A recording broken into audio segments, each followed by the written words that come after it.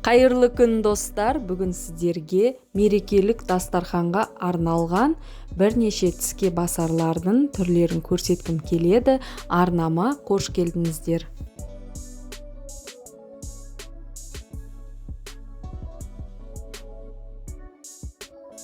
Бірінші кезекте қызыл және қара уылдырық қосылған тарталеткиді жасаймыз.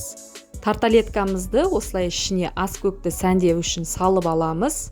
Оның үстіне шай қасықпен балқытылған ірімшігімізді саламыз да, одан кейін үстіне қызыл немесе қара уылдырығымызды салып шығамыз.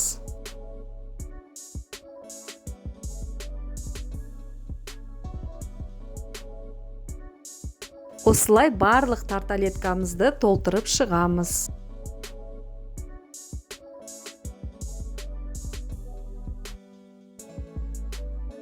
Келесі бізде канапе қара наннан жасаймыз.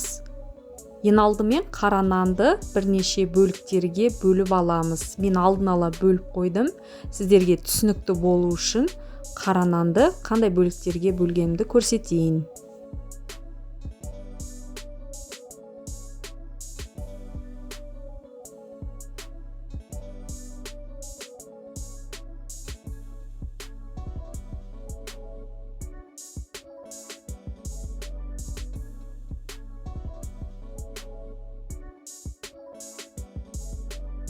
Қара нанымызды осындай бірнеше бөліктерге бөліп алғаннан кейін бірдей қылып дайындап аламыз.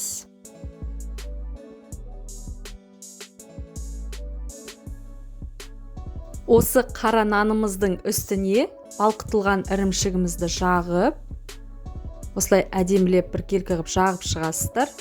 Одан кейін алдын ала турап қойған салат жапырағын саламыз. Салып болғаннан кейін дәл ортасынан кесіп, бірін үстінен бірін қоясыздар.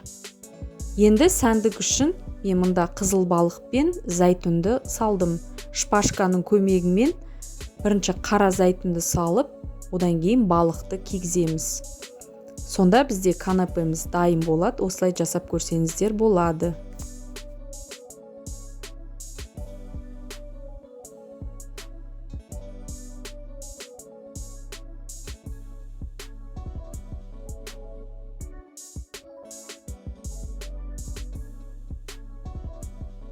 Келесі канапеміздің түрі қияр мен балық қосылған канапенің түрі. Қара нанды үшбұрышты бөліктерге бөліп турап алғаннан кейін үстіне балқытылған ірімшігімізді жағып, оның үстіне салат жапырағын саламыз. Қиярды алдын ала мен авашарезкамен кесіп алдым. Енді осылай төсеп, ортасына дайын селедка салып, екі тал. Одан кейін зәйтүнді шпажкаға кигізіп, қиярдың үстінен саламыз да, осымен канапеміз дайын болады.